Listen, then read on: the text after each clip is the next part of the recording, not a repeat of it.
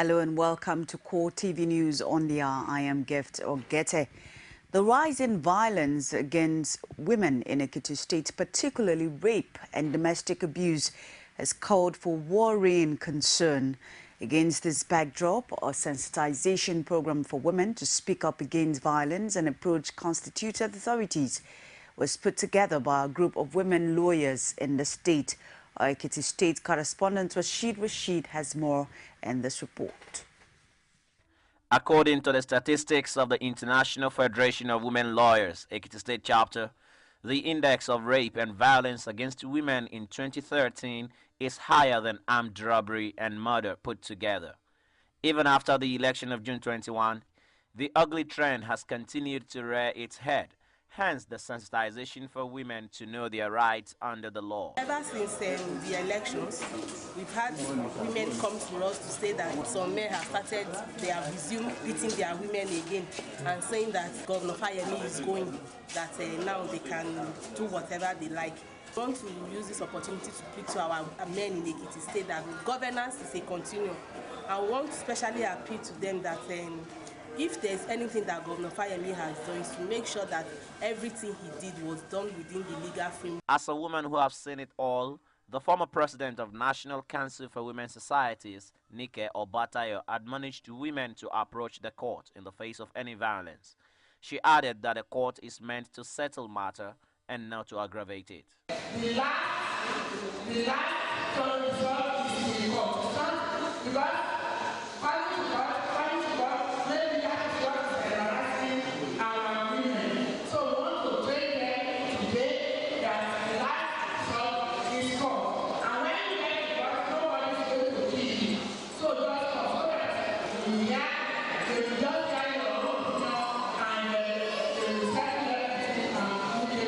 Because the guest speaker, Sheyi Ojo, condemned the alarming rate of rape and violence against women and charged them to take their destinies in their hands. The number of rape cases we had in Ekiti State surpassed that of armed robbery and murder put together.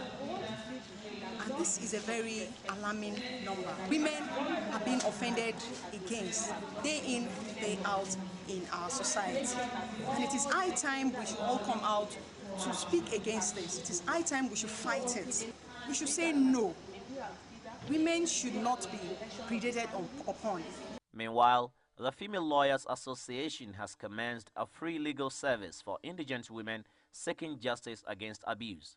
The pro bono, which is to run for the next 9 months, will help those in need mitigate the cost of legal process. Rashid, CoreTV News, Ado Ekiti. Members of the Chibok community in Borno State are seeking UN protection against what they describe as a campaign of genocide by Boko Haram. This, they say, is because of the inability of the Nigerian authorities to prevent incessant attacks in the community in spite of advance notice to security forces. The Chibok community also wants the government to enter into dialogue with Boko Haram with a view to securing the release of 219 schoolgirls abducted more than 80 days ago. Chibok community in Borno State was relatively unknown before Boko Haram elements abducted hundreds of schoolgirls in April this year. But now, it's regularly in the news as a result of the campaign to get the girls back from captivity. Also, it has in recent times attracted more interest from Boko Haram, according to community leaders. They say that insurgents have killed more than 200 people in at least 15 attacks on their villages. The community members are now convinced that the Nigerian authorities cannot protect them and are seeking outside help. As a matter of urgency, we wish to alert the general public and the international community that after the attack of 4 villages of Kautikari, Nguradina, Kwadakomtiahi, and Kakilmari on Sunday, 29th June 2014, which recorded 105 deaths, the residents of Kautikari have received what the Boko Haram sect termed final notice to attack Kautikari again by advising residents to vacate the village or face total annihilation of their next attack, which has been promptly reported to the security agencies. With this development, the Chibok Nation wish to categorically state that the inability or unwillingness of the federal government to provide adequate security to the Chibok, that is Kibaku Nation, following the abduction of the girls leaves us with no option than to call on the United Nations to use its apparatus to come to our aid and protect us from the imminent annihilation as a people. On the abducted girls, the community leaders say at least 7 parents of the missing girls have died from heart attack. The way out for them is for the government to dialogue with the insurgent. The federal government should go into immediate negotiation with the Boko Haram sect with a view to securing the safe release of the girls. 2, immediate establishment of a rehabilitation center in Chibok to address psychological, medical, and traumatic effects of the abduction on parents, escaped and yet to be rescued girls, and the Chibok community. 3, reconstruct government secondary school Chibok and build another secondary school within Chibok community, considering the huge number of over 500 students in one class. Other demands is for the army to station a battalion in the town. And with a rise in the number of internally displaced persons, the community wants the Borno State and the federal government to provide more relief materials for the people. The FCT Minister Bala Mohammed has directed the 6 area councils in the territory to register all aliens in their respective areas. This is contained in a statement issued on Friday in Abuja by Nosike Ogwenyi, the Special Assistant on Media to the Minister. The statement says Mohammed directed that the exercise should be conducted in conjunction with officials of the Nigerian Immigration Services. The statement says that the minister, who gave the directive during an enlarged security meeting of the FCT, reviewed the security situation in Abuja. He assured that FCT administration was liaising with appropriate security agencies to reopen the Imab shopping plaza that was attacked on June 25th. Nigerian troops have arrested 3 suspected female terrorists who have been secretly recruiting ladies into the female wing of the terrorist group. The Defense spokesman Major General Chris Olukolade identified the suspects as Hafsat Usman Bako, Zainab Idris and Aisha Abubakar. He explained in a statement that the 3 were intercepted while traveling to Madagali, from where they were to move into Sambisa Forest to reunite with other insurgents. According to Defense Headquarters, investigations revealed that the suspects were led by Hafsat Bako, the widow of a Boko Haram cell leader, Usman Bako.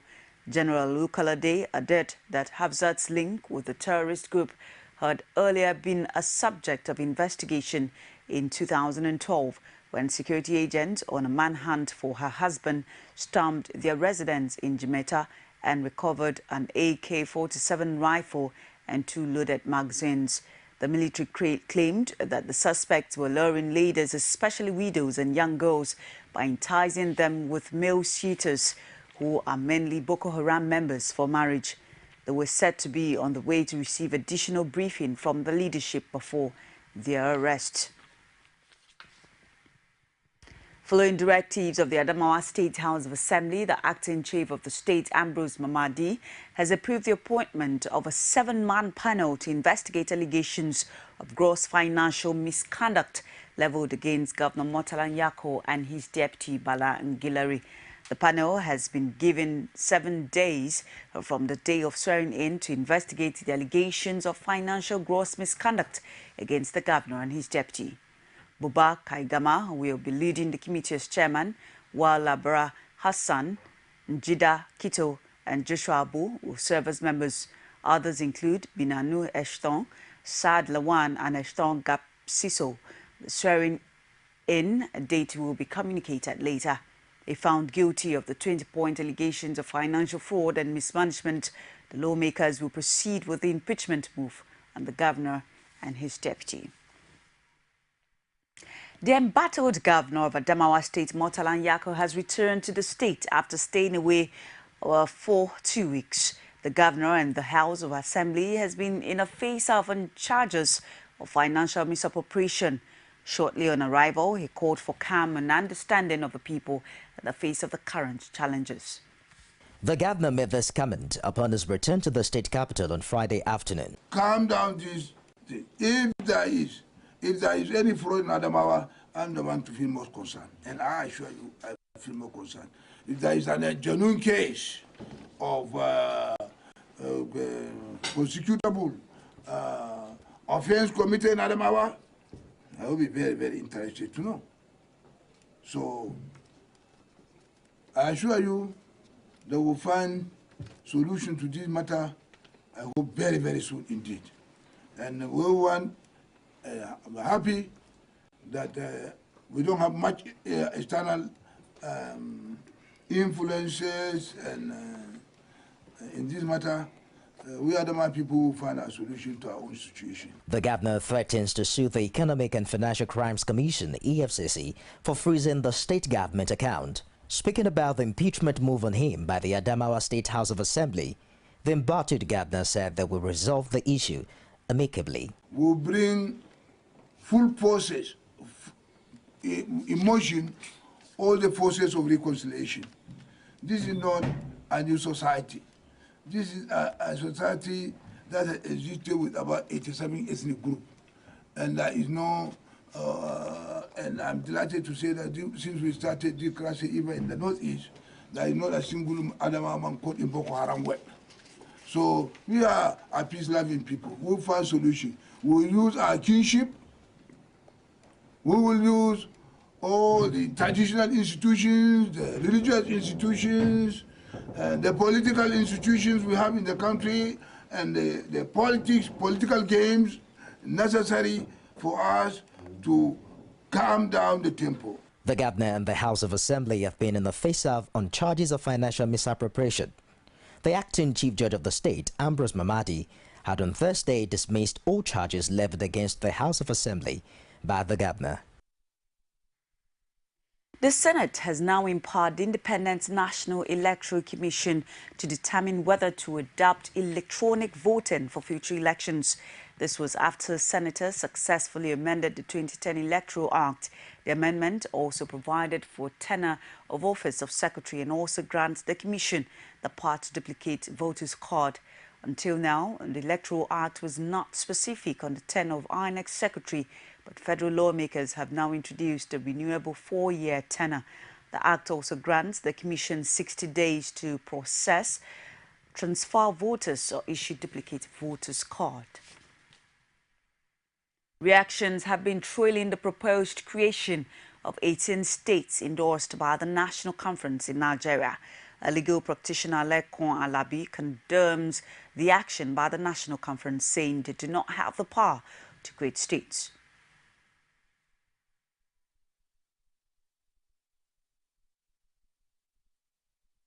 The power to create state squarely lies in the National Assembly. I believe that the creation of state is not our need now. Our need is how to make the state that you have already had to be viable, so that the state will not go to Abuja every month at the end of the month to collect their peanut to run the state. And I believe that the purpose of the creation of state is to serve as a conduit pipe for the satellite of the custodian of power to manipulate the resources of the state. Achike Chide, a public affairs analyst, also believes that the creation of states is not what Nigeria needs now. I think that the National Assembly is not in sync with reality, and they are not in sync with the mood of the nation, and they are also not in sync with what would appear to be the groundswell of opinion in the country. So I do not think it's a very good position taken by the National Conference. It just clearly tells you that some of these people are not in sync with the rest of the country, and like I said, the mood of the nation. Chairman Senate Committee on Aviation, Hope Uzodinma, says the decision to shut down the Abuja airport for maintenance is not a unilateral one. He told journalists shortly after a meeting with President Goodluck Jonathan that the airport's runway is in a poor state. For obvious safety reasons, we have some potholes that are already seen as serious hazards. And don't forget, that is the only runway that lands our president, that lands all the VIPs, all the investors coming into the country. So, and the last time there was a technical audit by FAA in keeping with the international regulations, and the open items in the punch list. Prominent among them was the Abuja runway.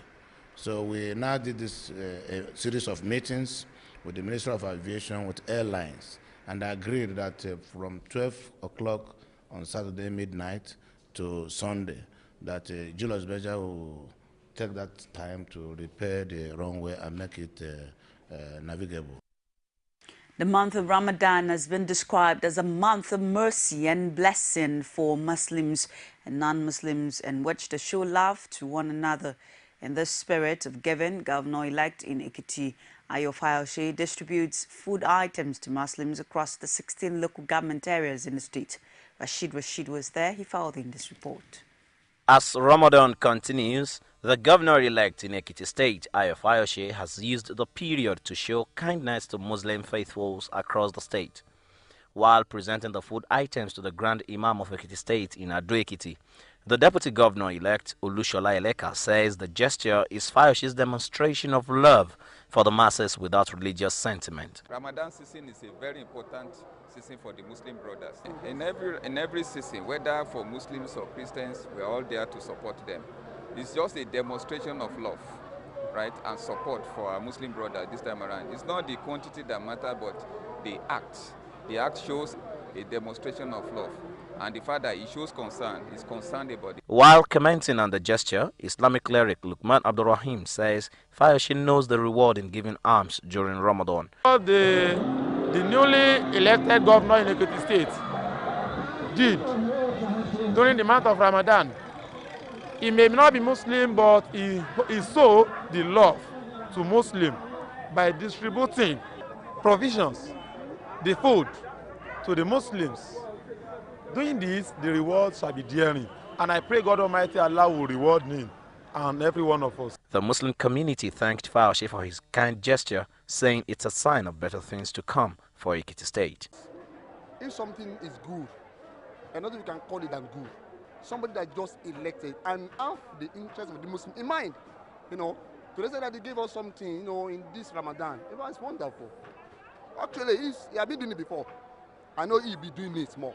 Muslim faithfuls are enjoined to give alms and be kind to all during this Ramadan period so as to get maximum reward of the month of forgiveness. Rashid, CoreTV News, Ado-Ekiti. It's CoreTV News on the hour. We'll take a short break. Stay with us.